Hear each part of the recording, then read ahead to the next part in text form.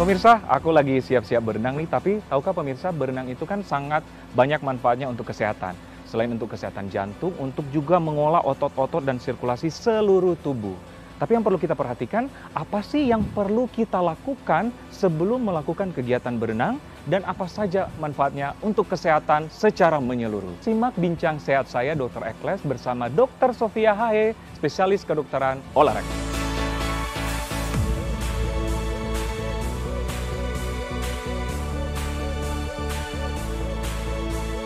Dokter Sofia, ini lagi semangat olahraga nih, renang nih.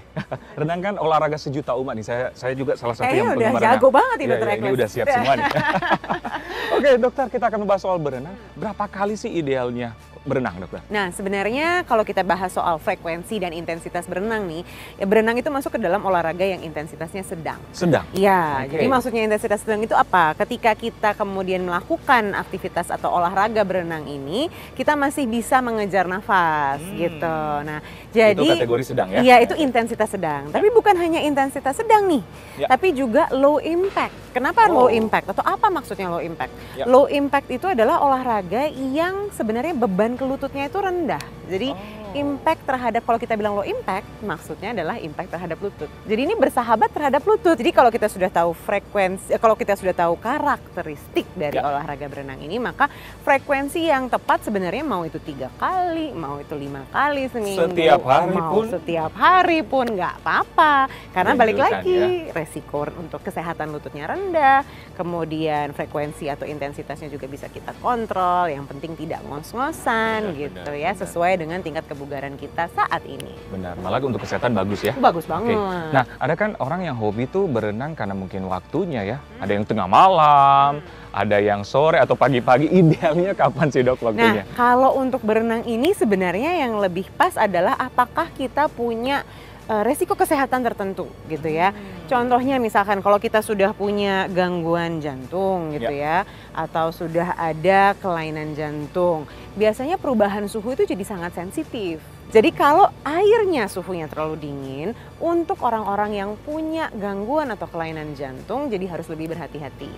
Jadi mungkin jangan pilih terlalu pagi atau subuh-subuh ketika suhu airnya dingin banget, atau jangan pilih pas malam-malam pas air atau suhu airnya itu dingin juga. Benar-benar, berarti disesuaikan dengan kondisi badan juga ya. Betul. Tapi kalau dia tidak punya kelainan jantung atau gangguan jantung, sehat-sehat aja, bugar-bugar aja, mau pagi, mau siang, mau sore, mau malam, silahkan. Kegiatan apa sih yang perlu dilakukan sebelum berenang? Atau apa yang perlu dilakukan? Iya, nah orang tuh suka lupa bahwa ini penting berenang itu sama seperti olahraga yang lain, tetap butuh pemanasan dan stretching, ya kan? Biasanya mereka langsung nyebur aja, terus abis itu kram, ya kan? Abis itu bukan cuma ototnya yang kram, abis itu perutnya juga ikut kram. Nah, jadi kita harus memastikan bahwa ketika kita berenang, perut kita dalam keadaan kosong, itu satu.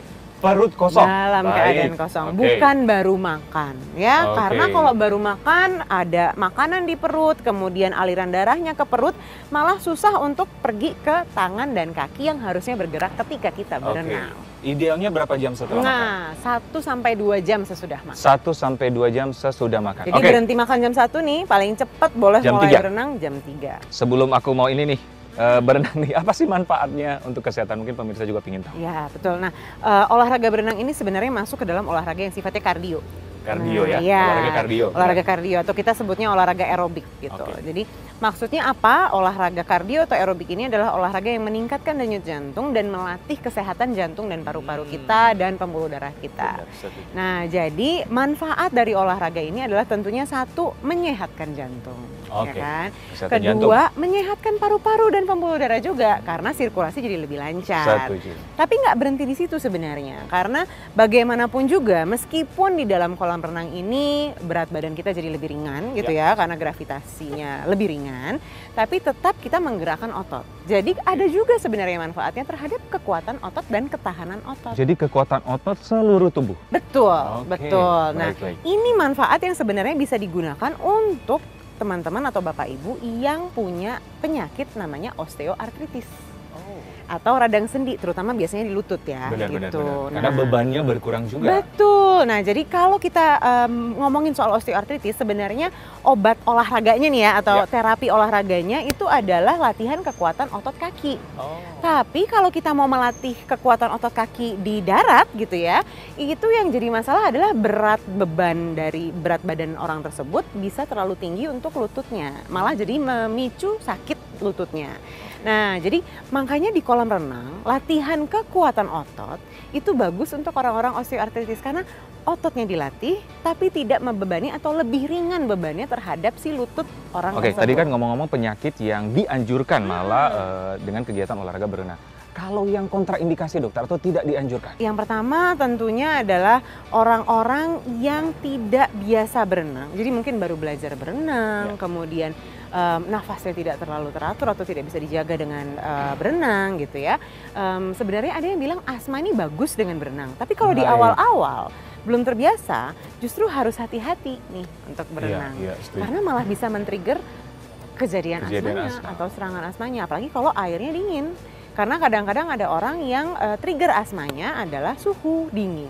Nah, jadi hati-hati itu yang pertama. Yang kedua adalah seseorang dengan cedera, entah itu cedera bahu atau cedera lutut yang tidak dapat digerakkan secara maksimal. Jadi kita bilangnya range of motion atau gerak sendi atau ruang sendinya. Kalau misalkan dia cuma bisa gerak segini gitu ya, padahal dia harusnya gerak segini gitu, mungkin jangan dulu karena takutnya malah men-trigger cederanya. Jadi cedera akut lah intinya ya. Seseorang dengan cedera akut, seseorang yang tidak terbiasa berenang, seseorang yang sensitif dengan suhu air itu. Tapi apakah memungkinkan mereka untuk berenang atau memang tidak dianjurkan? Mungkin sebenarnya, tapi ya tidak saat itu ya. Jadi biasanya ada proses adaptasinya. Ada proses dan mungkin dalam pengawasan juga. Betul, harus diawasi oleh dokter dan tenaga ahli. Kadang-kadang kan berenang atau selagi berenang tidak teman-teman kram. Nah, apa yang harus dilakukan sebelum berenang supaya mencegah tidak terjadi kram ini dokter? Apalagi sering banget kan biasanya Nah, memang satu yang pertama adalah kita stretching dulu nih sama pemanasan yang cukup supaya sirkulasi. Kenapa sih kita bisa terjadi kram? Satu, sirkulasi darah biasanya tidak lancar sampai ke jari-jari atau sampai ke daerah yang mengalami kram tersebut. Jadi kita harus memastikan sirkulasi oksigen, sirkulasi darah sampai ke perifer atau ke ujung. Nah, caranya atau salah satu caranya adalah dengan stretching tadi. Nah, yang kedua adalah jogging keliling kolam renang tersebut. Karena memastikan bahwa begitu denyut jantungnya naik, sirkulasinya juga jadi lebih lancar. Itu yang kedua. Yang ketiga nih, seringkali karena kita mentang-mentang olahraganya di air, kita lupa minum.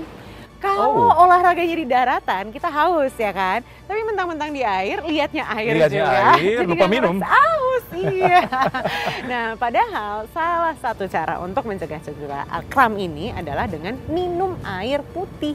Jadi setiap sekitar setengah jam kita olahraga, kita tetap harus minum kurang lebih 200 sampai 300 cc air putih. Ini kegiatan sepele, tapi ini yang sering kita lupain ya. Betul banget.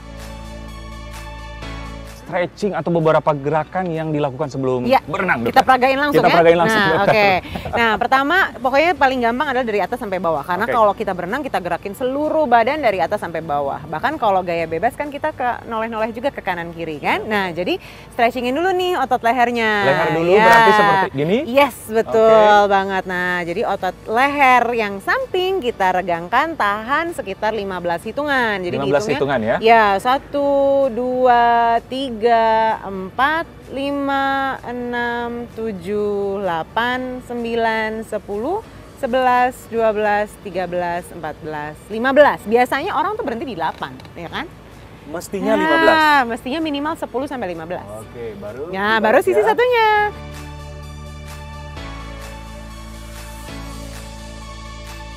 Setelah itu? Ke bawah. Tunduk. Yes. Ditahan boleh sama tangan, yes, betul, supaya otot leher bagian belakang juga teregang dengan baik.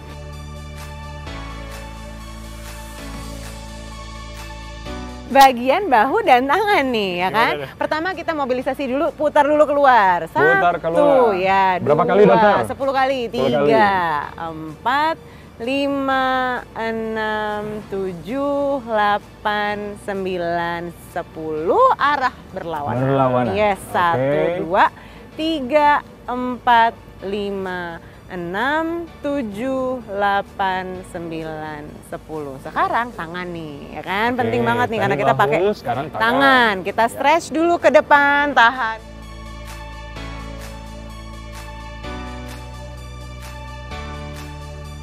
Sekarang kita stretch tricepsnya nih, jadi tarik ke sini. Nah, otot yang di sini nih. Nah.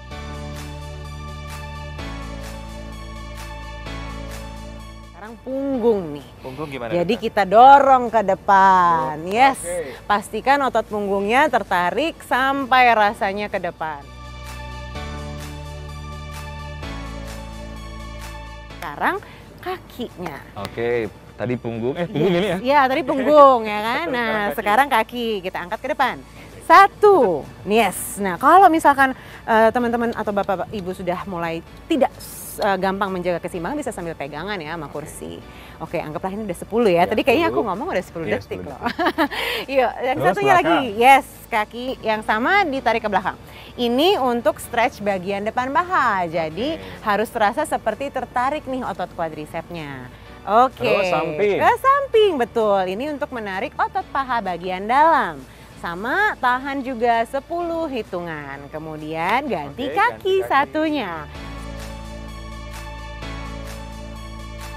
Ganti ke belakang. 1. Selesai. Bentar ya, Siap nyebur ya.